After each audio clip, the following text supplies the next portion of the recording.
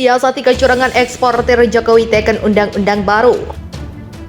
Kita juga mestinya semuanya yang hadir di sini sebagai pimpinan, sebagai penanggung jawab.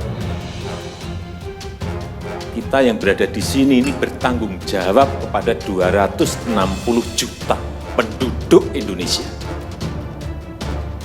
Tolong digarisbawahi. Pahami bahwa uang itu tidak mempunyai warga negaraan ya, jadi dia bisa bebas di mana saja.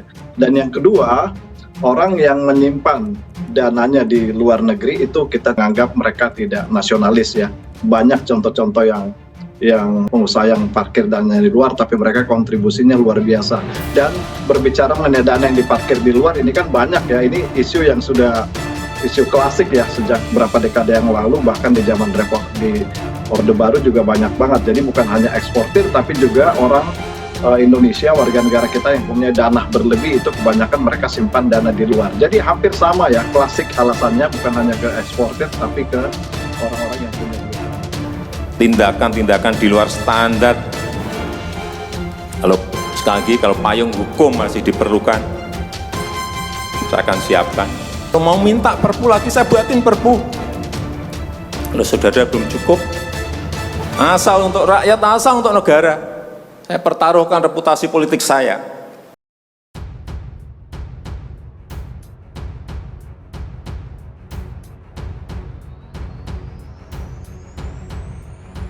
Pemimpin negara mana yang tidak murka jika hasil buminya dikeruk tapi penghasilannya mengalir deras ke luar negeri?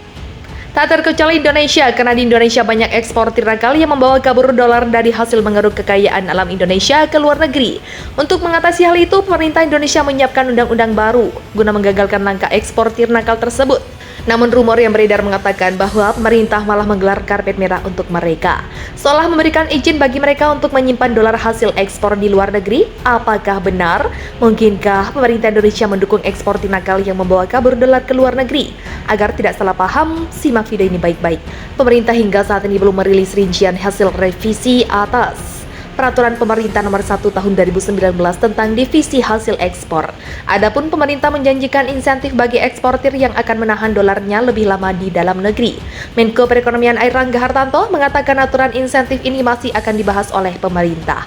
Dalam hal ini Kementerian Keuangan, namun demikian Airlangga menuturkan insentif ini akan dibuat semenarik mungkin agar dolar ekspor nantinya tidak berpindah ke Singapura. Kementerian Keuangannya akan menyiapkan tentunya insentifnya. Nanti insentif itu sedang kita bahas, apakah itu terkait dengan bunga, pendapatan bunga baik itu rupiah ataupun dolar terhadap DHI yang ada di Indonesia, dan kita perlu buat agar ini bersaing dengan Singapura sehingga tidak terbang lagi ke Singapura. Selama ini banyak eksportir yang membawa kabur dolarnya ke luar negeri. Salah satu tujuan favoritnya adalah Singapura. Dengan kebijakan ini, Menteri Airlangga berharap eksportir tidak lagi bergantung kepada perbankan di Singapura. Menurut Airlangga, keputusan menahan dolar selama 3 bulan diambil setelah melihat situasi sekarang ini, di mana banyak negara dunia yang menghadapi stagflasi, inflasi tinggi, pertumbuhan ekonomi rendah, bahkan negatif seperti AS. Di sisi lain, tingkat suku bunga acuan di negara maju masih terus meningkat.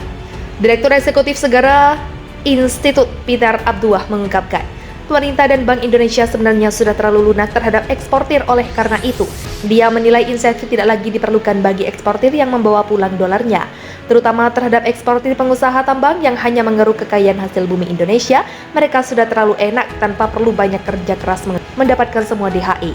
Seharusnya pemerintah tidak perlu sibuk memikirkan insentif apa untuk mereka, tegasnya Senin 30 Januari. Dia pun menilai kebijakan menahan dolar eksportir dalam waktu 3-6 bulan tidak akan efektif. Pada akhirnya dolar juga akan berpindah ke luar negeri.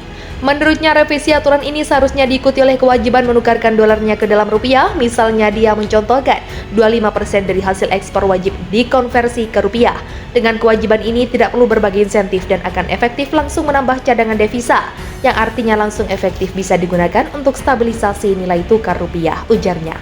Menteri Keuangan Sri Mulyani Indrawati mengungkapkan insentif akan diberikan kepada eksportir yang menempatkan devisanya di dalam negeri. Namun dirinya tidak memastikan apakah bentuknya disalurkan dalam insentif pajak.